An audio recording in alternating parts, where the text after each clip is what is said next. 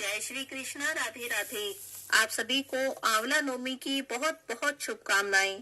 भगवान लक्ष्मी नारायण सभी पर अपनी कृपा बनाए रखें, सभी की मनोकामना पूरी करें।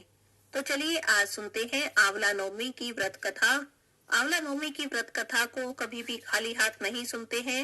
आप अपने हाथ में आंवला ले लें, एक जल का लोटा रख लें और कुछ चावल के दाने ले लें, कुछ दक्षिणा ले लें और इस तरह से आप कथा कहानी सुनने की शुरुआत करें।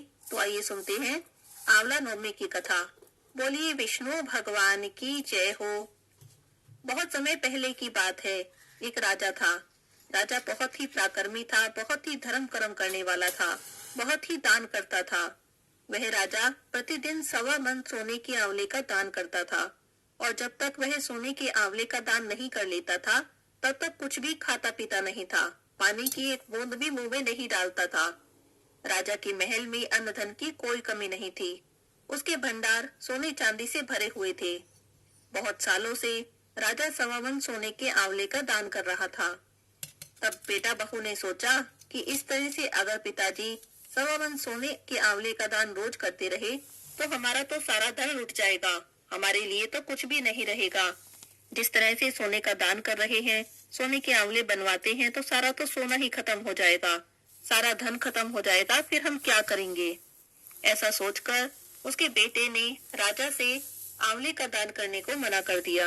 लेकिन राजा नहीं माना क्योंकि उसका तो नियम था, जब तक सोने के आंवले का दान नहीं कर लेता था तब तक भोजन पानी नहीं लेता था, कुछ भी अन्न जल ग्रहण नहीं करता था। तो जब वो नहीं माना तो बेटे बहुओं ने राजा रानी को महल से निकाल दिया। महल से निकलने के बाद भटकते भटकते दोनों जंगल में चले गए। जंगल में जाकर जैसे तैसे राजा रानी ने रात गुजारी। अगले दिन तो राजा तो उदास होकर बैठ गया। सोचने लगा कि मैं अब सोने के आंवले कहाँ से लाऊं, क्योंकि जब तक 1.25 मन सोने के आंवले का दान नहीं कर लेता था तब तक तो कुछ भी भोजन आदि नहीं करता था, कुछ खाता पीता नहीं था। तो राजा सोचता रहा, पूरे दिन भूखा प्यासा रहा। राजा के साथ साथ रानी भी पूरे दिन भूखी प्यासी रही। तब भगवान विष्णु ने सोचा कि मेरा भक्त बड़े कष्ट में है, अगर मैं इसके कष्ट को दूर नहीं करूंगा तो मुझे कौन मानेगा, कौन मेरी पूजा करेगा। तब आकाशवाणी हुई और भगवान विष्णु बोले, हे राजा, तुम उदास होकर मत बैठो। तुम्हारे आसपास ही इस जंगल में आंवले का एक पेड़ है, उस पेड़ को ढूंढो। उस पेड़ पर से तुम्हें सोने के आंवले मिलेंगे। प्रतिदिन 1.25 मन सोने के आंवले तुम्हें उससे मिल जाएंगे और तुम आंवले तोड़ लेना और दान कर देना। अब राजा रानी उठे, जंगल में ढूंढने लगे। ढूंढने के बाद उन्हें आंवले का पेड़ मिला। आंवले के पेड़ पर देखा तो सोने के आंवले लगे हुए थे। अब राजा रोज आंवले के पेड़ से 1.25 मन सोने के आंवले तोड़ता और उनका दान करता और उसके बाद भोजन करता। इस तरह राजा रोज करने लगा। रोज करते करते राजा की प्रसिद्धि बढ़ने लगी। लोग राजा को जानने लगे। सभी लोग राजा को आंवलिया राजा कहने लगे क्योंकि राजा आंवलों का दान करता था। भगवान विष्णु की कृपा से आंवले का दान करने के प्रभाव से राजा के पास फिर से अन्न धन आने लगा। एक बड़ा महल हो गया, खूब नौकर चाकर हो गए। राजा रानी दोनों आराम से रहने लगे। उधर राजा रानी के जो बेटे बहू थे वे कंगाल होते चले गए। उनके घर में धन की कमी हो गई, सारा धन खत्म हो गया, घर में कुछ भी नहीं बचा, यहाँ तक कि खाने के लाले भी पड़ गए। तब किसी ने उन्हें बताया कि पड़ोस में एक राजा है, आंवलिया राजा कहते हैं, प्रतिदिन सोने के आंवलों का दान करता है, तुम उसके पास जाओ, वे तुम्हारी कुछ न कुछ मदद जरूर कर देंगे। अब बेटा बहू दोनों ढूंढते ढूंढते चले आंवलिया राजा को। आंवलिया राजा के पास चले गए, वहां काम पर लग गए। राजा के महल में ही काम पर करने लगे। तो एक दिन रानी ने अपनी बहू को पहचान लिया तो कहने लगी कि अब से तू मेरे महल में काम करा कर। तो वो राजा की बहू जो थी वो रानी के महल में काम करने लगी। तो एक दिन वो रानी के बाल बहा रही थी तो उसने देखा तो रोने लगी। तो रानी ने पूछा, तू रो क्यों रही है? बोली, जैसा तिल आपकी गर्दन पे है ऐसा ही मेरी सास की गर्दन पे भी था। तो रानी ने उससे पूछा कि अब तुम्हारी सास कहाँ है? तो रोते रोते बोली कि हमने ही उन्हें घर से निकाल दिया। वे लोग 1.25 मन आंवले का दान रोज करते थे, सोने के आंवले का, तो हमें लगा सारा धन खत्म हो जाएगा और हमने उन्हें घर से निकाल दिया। हमसे तो भारी भूल हो गई। उनके घर से जाते ही हमारे घर में तो कुछ भी नहीं रहा।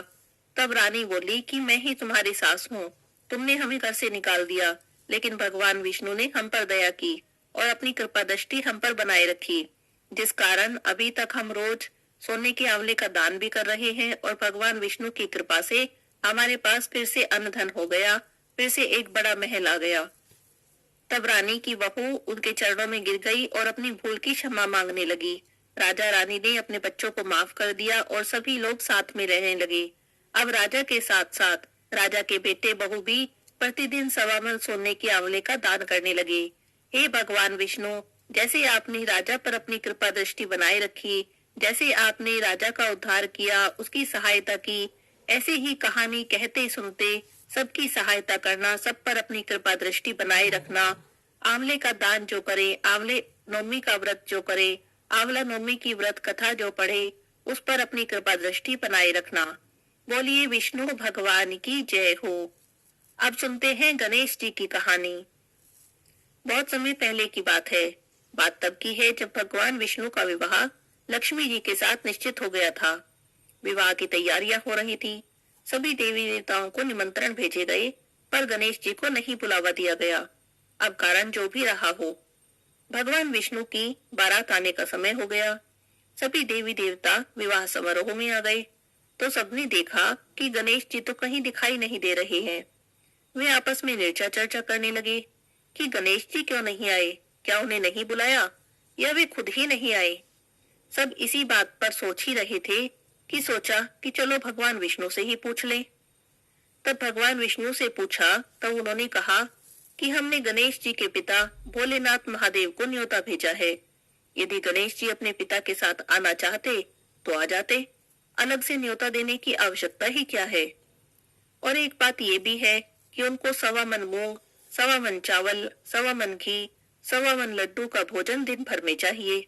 गणेश जी ना ही आए तो अच्छा है, दूसरे के घर जाकर इतना खाना पीना अच्छा भी नहीं लगता। अभी इतनी बातचीत कर ही रहे थे कि किसी ने सुझाव दिया, यदि किसी कारण से गणेश जी आ भी गए तब उन्हें द्वारपाल बनाकर यहीं बैठा देंगे कि घर की देखभाल करना। आप चूहे पर बैठकर धीरे धीरे चलोगे, बारात से वैसे भी पीछे रह जाओगे। ये सुझाव भी सबको बहुत पसंद आ गया। भगवान विष्णु ने भी अपनी सहमति दे दी। अब होना क्या था, इतनी देर में ही गणेश जी वहां आ गए। उन्हें समझा बुझाकर घर की रखवाली पर बैठा दिया। बारात चल दी। नारद जी ने देखा कि गणेश जी तो दरवाजे पर बैठे हैं। गणेश जी के पास गए और कारण पूछने लगे। तब गणेश जी बोले कि विष्णु भगवान ने मेरा बड़ा अपमान किया है। तब नारद जी ने सुझाव दिया कि अपनी मूषक सेना को भेज दो, वह रास्ता खोद देगी। उनके वाहन तो धरती में ही धंस जाएंगे, न वे आगे जाएंगे न विवाह होगा। तब आपको सम्मान से बुलाना पड़ेगा। अब गणेश जी ने अपनी मूषक सेना जल्दी से आगे भेज दी। सारी सेना ने जाकर जमीन खोद डाली। बारात वहां से निकली तो रथों के पहिए धरती में धंस गए। लाख कोशिश करें पर पहिए नहीं निकले।